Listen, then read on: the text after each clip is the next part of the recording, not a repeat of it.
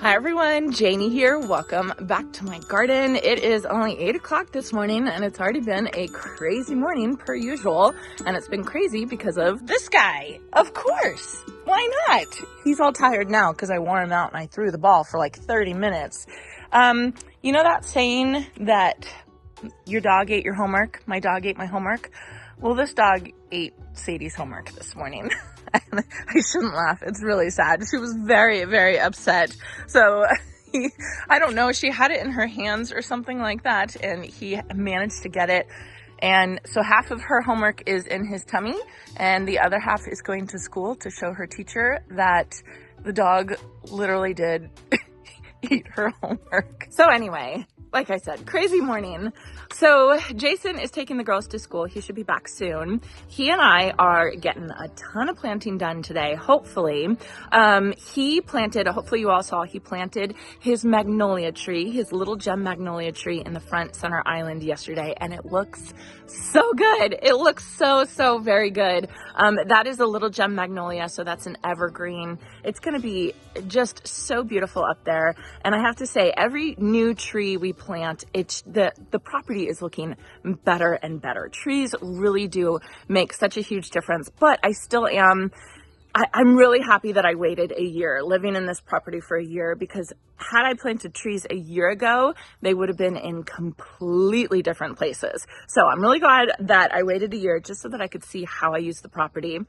One of the things that I have noticed in the past year is that I definitely need something by my front fence. Let me show you. So up here, we're at the front of the property. You can see right behind me. I'll go slow. Here's the center island. Here's the magnolia that Jason just planted with a beautiful bloom on it. But over here, so I was looking up, because we are going to get a new fence eventually, and I was looking up how tall I can make the front fence, because obviously we're right by the street. It's a pretty, it's a county road, so it's not technically a busy street, but there's a lot of, how do I say, agriculture traffic. Let's see, I'll bet you this is a truck passing by.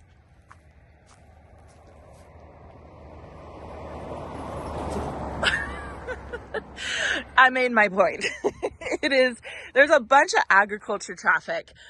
Just a lot of farmers, driving around, getting to their fields and starting their day, driving hay around and everything like that. So it's kind of busy, especially in the mornings, when everybody's going to work, and then around 5 o'clock when everybody's coming home, 4 or 5 o'clock. So I need some type of privacy, more privacy than this fence is providing. And so I looked at how tall of a fence we technically could install, and it said 6 feet, which is nothing. That is not a tall fence at all. I'm very frustrated about that.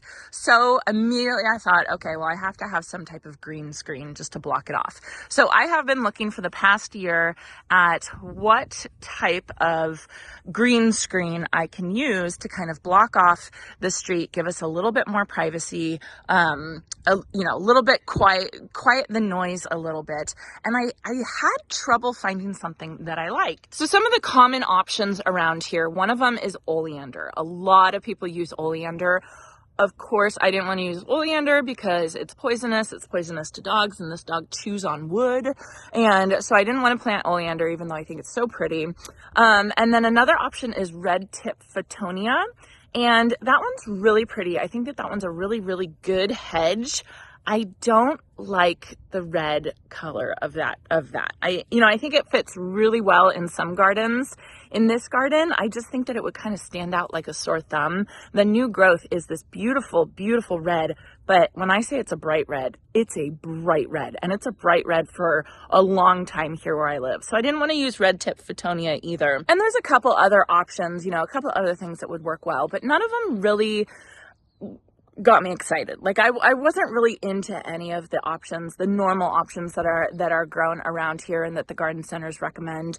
And so I had been hearing whispers about a new shrub coming out for warmer zones called Yardline Viburnum. And I started looking into this plant, and the more I looked into it, the more I thought, it's perfect. It is exactly what I'm looking for this space. It couldn't be more perfect. And I actually tried to get it earlier on this year, like I tried to get it for spring and it wasn't available yet. And so I have been waiting so patiently to get my hands on this new plant that's coming out into garden centers next year from Proven Winners, and it's called Yardline Viburnum. And I've talked about it a little bit when I went to Cultivate in Ohio earlier this summer. I showed you guys one of the plants. It is the perfect plant. It has beautiful, glossy, dark evergreen foliage, which is exactly what I wanted for here. It gets 6 to 12 feet tall. 12 feet tall, which is perfect, right? It's going to surpass that 6-foot fence, a dinky 6-foot fence, and it only gets 4 feet wide, so it's not going to take up too much of my planting space down here. So it also gets berries, and then it also gets blooms as well. You're doing great, Monty. You're doing great. So I'm going to be planting a row of them, a row of 20 along this fence. Another thing I don't think I mentioned, part of the problem why I couldn't plant a whole bunch of trees is because we do have power lines right there. Now, look, if you look at the fence and then you look at the pole right there, you can kind of see how far. It's about 6 feet away from our fence. So we do have some room. I could have planted like cypress or, something like that, but I didn't really want that look. I wanted more of just like a green wall, basically. And so the Yardline Viburnum is going to, literally, it's just the perfect plant for right here. Now, this is full sun, obviously. There's nothing here that's going to shade it at all.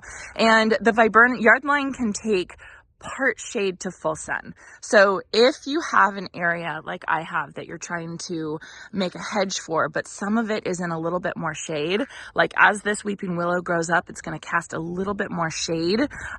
It's going to be fine. The Yardline Viburnum is going to be fine because it is part shade to full sun. And it's hard to find plants like that fit such a tight restriction, not too wide, nice and tall, like you barely have to prune it at all. You barely have to do anything at all to it. Evergreen, can handle some shade, can handle the heat. It's just such a good plant, and I'm so excited to get it in the ground. Jason's home.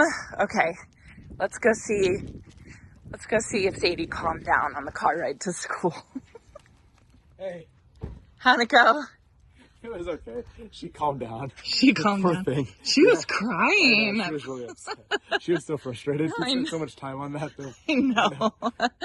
I went in the office to get her a new piece of paper so she could rewrite it. Yeah. And show the ladies the half of the piece of paper. Yeah. And they were cracking up laughing. Monty G. The joys of having a dog, right? So let me come back over here and show you the yard lines that I have. I'm just so excited to get these. I cannot wait to get them planted today. And you can see that one of the features of this plant is just this beautiful, beautiful foliage. It has more of a narrow leaf, almost like an oleander. The leaves are a little bit bigger than oleanders, but it still has that beautiful, glossy evergreen look, which is just so fun. And again, in the fall, it's going to get the red berries, and then in the spring, it's going to get the blooms that the bees and the butterflies love. It's just going to be the easiest plant. It's heat tolerant. It's drought tolerant. It does like fertile soil. So luckily we have a bunch of compost in the area, and it's going to be great. And it also is good to plant near houses. I guess a lot of people use viburnums to plant around their houses, but this one is so great because it's tall and it's narrow. So you can plant it pretty close to your house, about 2 feet away from your house, and it's going to be absolutely perfect. So what Jason and I are going to do now is we are going to measure out where we're going to plant all of these, because I don't want to start planting and then realize we messed up and have to replant them. So we're going to measure it out, mark it with flags, and then we're actually going to start pre-soaking the holes so that they're easier to dig with our auger. We're going to be planting them 3.5 feet apart. And the reason for that is so that they can touch, but I want to be able to stretch it out as far as I can. Does that make sense? So I want it to be a hedge, but I want it to be as big a hedge as I can with these 20 plants. So I thought 3.5 feet apart is perfect. And then we're going to do 18 inches from the fence. And so we're really making it really close to the fence. So we're not taking away too much of our planting room, but it's still going to have plenty of time to grow. And again, we can prune it if we have to. That's what's great about these. Traffic.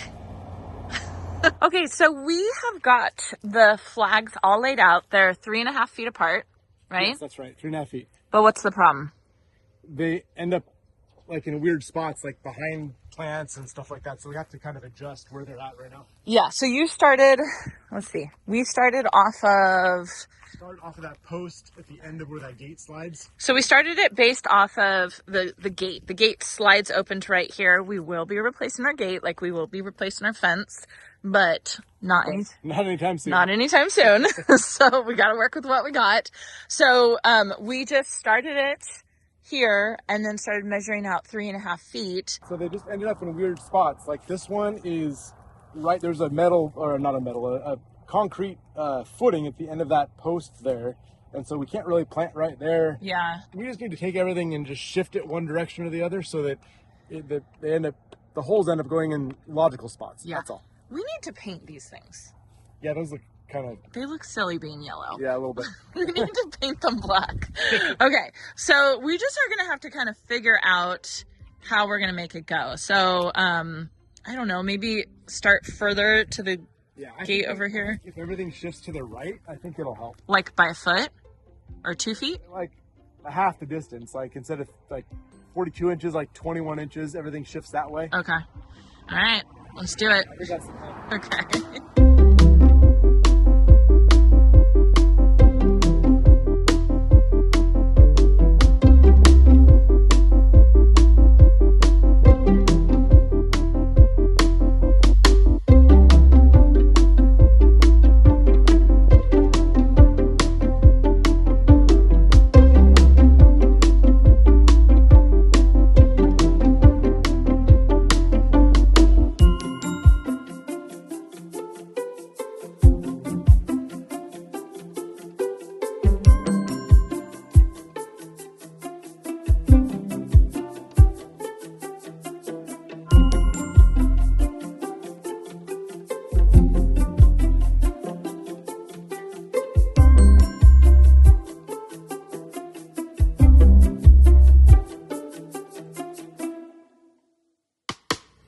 A little bit harder than I thought it was, just to figure out exactly where we want them. I could probably do with 3 more because we took away 2 from that far corner over there, and then I kind of did want some over on the other side of the gate, but I'll do that later. Yes, I'm not totally sure what my neighbors are doing. I don't know. we'll just ignore it. Anyway, so what we're going to do now is we're going to put a slow hose on each of these flags. We'll probably do it for 15 minutes each one.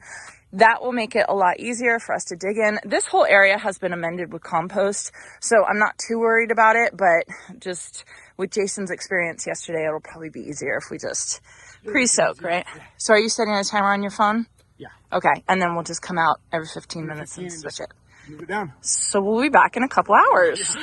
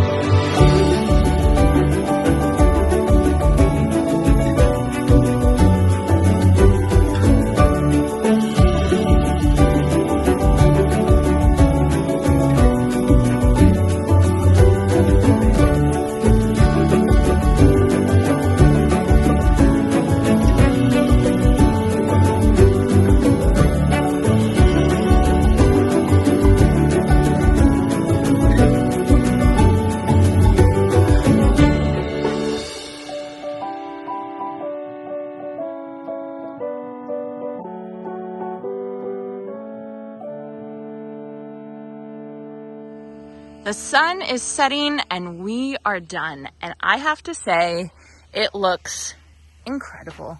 It looks so good. I'm so excited to have these in here.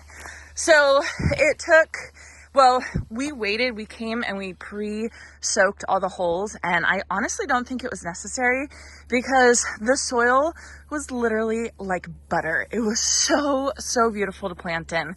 And this is an area that we did the sheet mulching, the no-till, basically cardboard down, and then 6 inches of compost and then mulch on top. And it was absolutely beautiful. So we did 20 of them starting from over here. We spaced them 42 inches apart and I measured from the trunk. I was just trying to get it as good as possible, as close as possible, because I think once they grow up, I think we'll notice if one is off. Usually some plants I don't care, but these I really wanted to be spaced correctly. And there are plants that we are going to need to move. Like this one, this is Tower of Jewels. I don't think I'm going to move the Matilaha poppies. I think they'll be fine. I think that they're so branchy. I don't wild. I think that they'll just kind of grow around the viburnum and they'll be fine. But I do have a couple plants over here that honestly we just put here temporarily last fall just to get them in the ground. This wasn't their final resting place. We just wanted them somewhere where there was drip. So I will be moving those probably on a later day once I get everything else planted. But look how good that looks. It looks great. So you can see this is our gate. The gate slides this way. So we are going to have to keep these 5 pruned away from the gate, but I'm not too worried about that. These are supposedly very easy to care for, very easy to prune. And these behind the weeping willow might not get as much sun as the other ones. So they might be a little bit smaller, but I think I'm okay with that. I think it'll be fine. Look at how beautiful these plants are.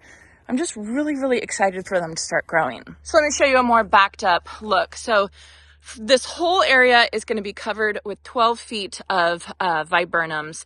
And then I'm thinking about getting a couple more and planting them over on that side, just to kind of balance on either side of the gate.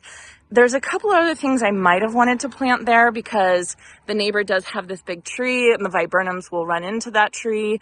But I don't know. I have to kind of think about it. And they wouldn't come until spring anyway, because this is obviously my last shipment for this year of plants, which, guys, I'm just so excited about these. They're going to look so good. I have dirt everywhere, absolutely everywhere.